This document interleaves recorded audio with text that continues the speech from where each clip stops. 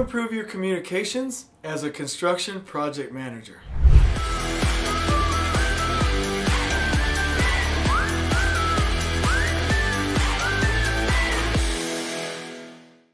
Really what we're going to talk about in this video is how to make communications work for you. And I do want to say, you have a complex life. Just by virtue of being a project manager, like your life is chaos, right? I did a previous video about how many projects it's responsible for somebody to ask you to run. It ain't never more than 3, and it's probably you should just run 1. You're probably running 4, 5, 6, 7 projects. I feel for you. We have got to improve the communication channels so that you can win in this environment. I love you. We're going to cover these in this video right now. So what are the 6 steps that you can use to increase the effectiveness of your communication? And what are the 4 things that make those steps work? We're going to cover that now. Let's go. So before I begin, let me give you a good example of streamlining communication. First and foremost, like subscribing to this channel, you'll automatically get that communication frictionless, don't have to remember, boom. Like right now, we're already improving our communication. So let's get into the real steps for how you can improve it in your role. We at Elevate Construction have made personal organization planners for project managers and project engineers. I will link it to you in the description below. But you must have clarity on your life, number 1.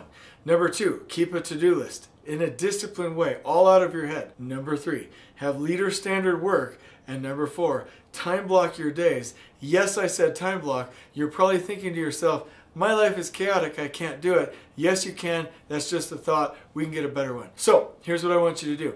Really embrace the concept of time blocking your days, even though you have a lot to time block. It can be done. I'll explain it in a minute. Number 2, team balance and health.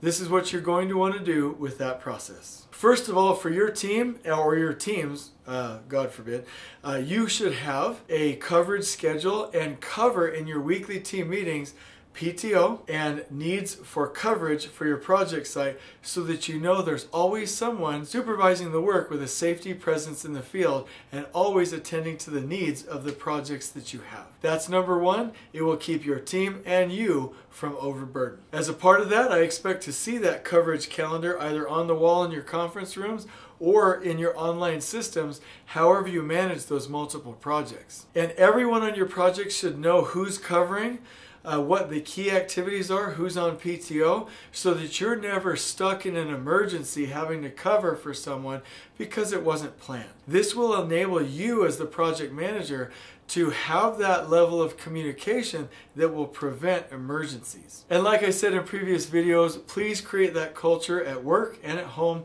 and make sure that everyone is where they're supposed to be as that dynamic team. Step number 3.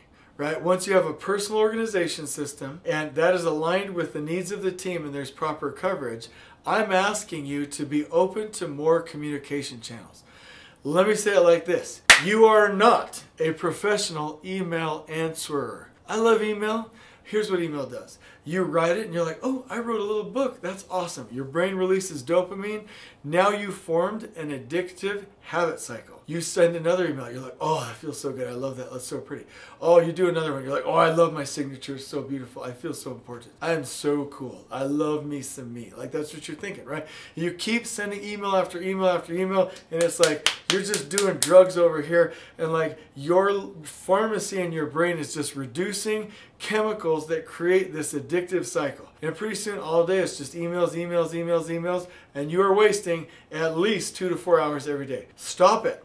I've got a 2-word sermon for you on this deal. Stop it. Like, just don't do it anymore. Like, we're done. No more emails unless you absolutely need it. I want you to use all of these different types of communication devices and channels. Number 1, one-to-one engagement. I know most of us in these new generations are like, oh, I don't want to talk to somebody. I'll text them or do something behind a closed door or turn my camera off in a Zoom meeting. But honestly, face-to-face, in proximity, in-office interactions are probably your most effective. Number 2, meetings, huddles, and briefings. Meetings don't suck. Sucky meetings suck. Like meetings, huddles, and briefings are amazing, right? That is probably one of our best forms of communication. If you learn how to run remarkable meetings, you're going to be set. There's a book called Death by Meeting on that, by the way. And so I do want to suggest your second option for really good scaled communication is meetings, huddles, and briefings. Number 3, virtual meetings. If you're not there, fine. Just get on Zoom, get on Teams. But I do want to say, for all of you internet, no, I'm not going to say that. No. Yeah, you know what I'm about to say. Turn your camera on. You know what I'm talking about. Talking to you. Turn your camera on. This is a meeting, for crying out loud. Like, we need to see your face. We need to see your body language. We need you to weigh in. We need your input. Do not be looking at like vacation ads or scheduling your next cruise, or like looking at inappropriate images on the other end of the computer. Like, pay attention to the meeting, please. So number 3, virtual meetings, as long as everybody has their camera on and they're paying attention. Number 4, phone calls, right? I hate phone calls just as much as anybody, but they're effective and they don't waste time, right? If you need to pick up the phone, right? Have you ever seen the email back and forth? Hey, should we do this? No, let's pick that date. No, let's go back forward. No, thank you. No, actually, let me tell. And you're like, after 15 emails, I should probably just pick up the phone and call somebody. So always consider phone calls. Number 5, text. I love text. Hey, I can text faster than my kids. I grew up with cell phones. Like, you can send somebody a text, right? Quick communication. You don't need to throw it in that email. You don't need to write that like quarter of a book, right? You don't need to see your signature. You're okay waiting another day. Send a quick text for some communication. It's fantastic. 6, probably my favorite app of all time, WhatsApp. Love it. You can do videos, you can do voice to text, you can do polls, you can send images. I love me some WhatsApp, right? So if you have the fight between the iPhones and the Androids of the world and the text chats aren't working, you need to do a group chat, WhatsApp, it's amazing. By the way, if you were going to put Androids and iPhones, well, I won't tell you, I don't want to make half of you mad, but you know which one would win. And actually, regardless of whether you're using an iPhone or an Android, you can use both to hit subscribe on the channel, and I know you want to. So go ahead and do that right now. We're already practicing with technology. It's amazing. All right, let's keep going. Microsoft Teams. I love me some Microsoft Teams. You can use the chat function. You can keep your messages in-house. You can use the virtual meeting function. You can use the whiteboard. Amazing tool, right? And then there's probably more, but then we come down to emails. I'm telling you, if you wouldn't send a letter to the person, why are you sending an email, right? Consider all of the other options first, because emails, especially if you become victim to them, can really, really do some damage. Now, I didn't say get rid of them altogether.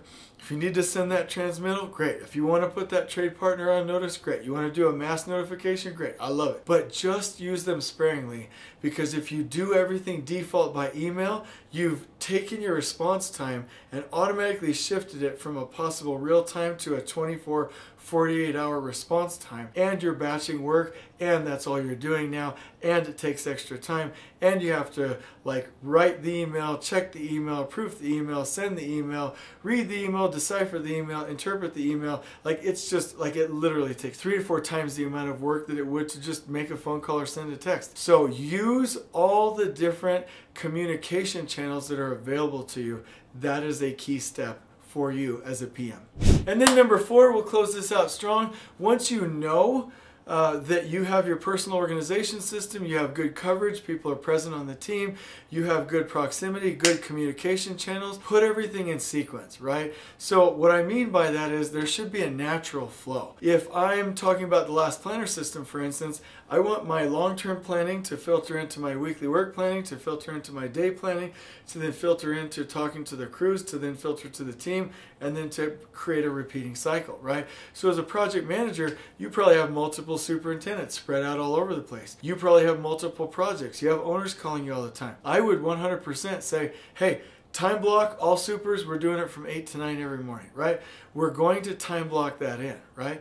And so I'm going to have communication channels that fit that time blocking. And then I'm going to say, hey, project 1 is on Monday, project 2 is on Tuesday, Wednesday, project 3 is on Thursday and Friday. And I'm going to start to streamline and put these meetings and interactions in the order in which it will create the most flow. So get your communication channels, use the tools, make sure that you're creating the right social groups, put them in the right time blocking, and put them in the right sequence. And then find what works and adjust from there. But I promise you, the key things you're going to want to do is you're going to want to get working in one-piece flow, consolidate proximity, communication channels, and social groups. Make sure that's time blocked, focus on one thing at a time, and really streamline your chaotic world into a fairly well planned out week. And so I hope this helps. I'll close by saying that there's some other things that you can do. Really leverage your weekly team meeting with your teams. Make everything visual. It's either on a mural board, it's on your whiteboard on Teams, it's on whiteboards in the offices, it's up on visuals. Make every bit of your communication visual. Also make your communication frictionless. If you have to type multiple things in multiple locations and it slows you down and it's like, I don't like using this, then it's probably not the communication channel for you. Why do people use email? It's pretty frictionless, right? So find other communication tools and technology that are pretty frictionless. And remember, with communication, you may need to say it 7 times. So say it, ask what's been said, make them confirm it or ask them to confirm it, and repeat when necessary. As a leader, it is your job to scale communication. Remember, true leaders build the team, they have the hard conversations, they manage, coach, and mentor direct reports, they hold remarkable meetings, and they scale communication. And so you can't scale communication unless you have the right communication channels. So we will provide an audit form in the description below that will help you to analyze how well are my communication systems working for me, and some options of some things that you can use. But as a project manager, it's not enough to know.